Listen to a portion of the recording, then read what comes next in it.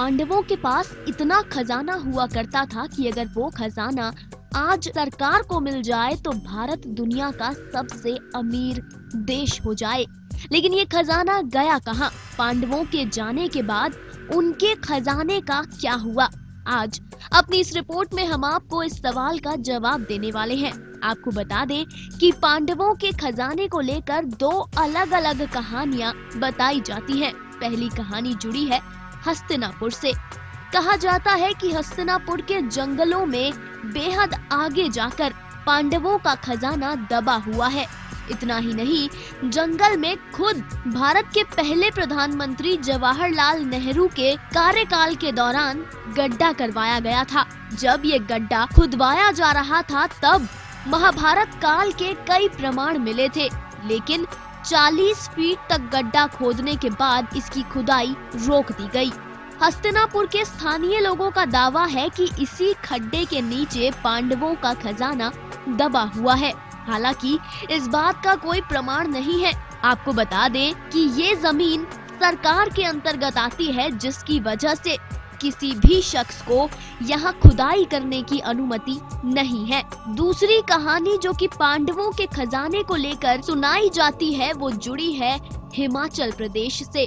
जी हाँ, हिमाचल प्रदेश के मंडी जिले में एक झील है जिसका नाम है कमरूनाग झील। कहते हैं कि ये झील कितनी गहरी है इसका अंदाजा किसी को भी नहीं है। कहा जाता है कि महाभारत का युद्ध खत्म होने के बाद पांडवों ने युद्ध में जीता सारा खजाना बब्रू भान यानी कि देवता कमरूनाग को अर्पित कर दिया था, जिसके बाद इसे कमरूनाग झील में डाल दिया गया। बता दें कि कमरूनाग या फिर बब्रू भान अर्जुन और उनकी पत्नी चित्रांगदा के बेटे थे। हिमाचल के मंडी जिले में न केवल बब्रू भान झील है बल्कि इसके साथ साथ यहाँ एक मंदिर भी बनाया गया है। बब्रू भान से ज्यादा ये कमरूनाग नाम से व्याख्यात है। इस झील में पांडवों का खजाना है ये तो मान्यता है ही, लेकिन इसके साथ ही साथ लोग आज भी इस झील में सोना, चांदी, रुपया, पैसा अर्पण करके जाते हैं। कहा जाता है कि इस झील से आप जो भी मन्नत मांगो, जो भी मुराद मांगो वो पूरी हो जाती है। मन्नत पूरी होने के बाद लोग यहाँ पर सोना और चांदी डालते हैं। हैरानी की बात तो ये है कि इस झील में कभी कोई चोरी नहीं कर सका।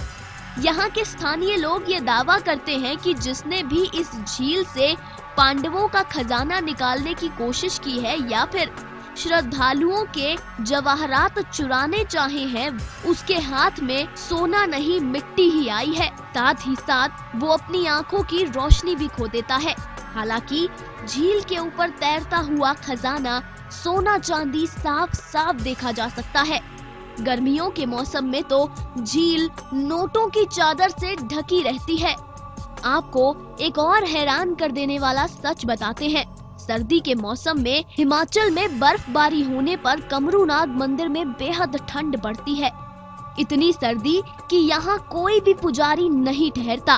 उसके बाद भी झील से कोई चोरी नहीं कर पाया है। स्थानीय लोगों में तो इस झील को लेकर इतना डर है, स्थानीय लोग झील से कुछ निकालने की बात को ही पाप समझते हैं। कहते हैं कि कमरूनाग देव यहाँ खुद झील पर खजाने की रक्षा करते हैं। हालांकि प्रमाण इन सब बातों के भी नहीं है, लेकिन इन सब के बीच जो एक सच्चाई फिलहाल साफ साफ दिखती है वो ये कि कमरूनाग झील में पांडवों का खजाना हो या ना हो, लेकिन श्रद्धालु यहाँ लाखों के हीरे जवाहरात अर्पित करते हैं। अब इस तरह अपने खून पसीने की कमाई को किसी झील में डाल देना आस्था है या अंधविश्वास, इसका फैसला आप खुद ही कीजिए। लेकिन ये थी पांडवों के खजाने को लेकर दो प्रचलित कहानियाँ, जिनके बारे में अपनी इस रिपोर्ट में हमने आपको बताया। उम्मीद करते हैं कि आपको हमारी ये रिपोर्ट पसंद आई होगी।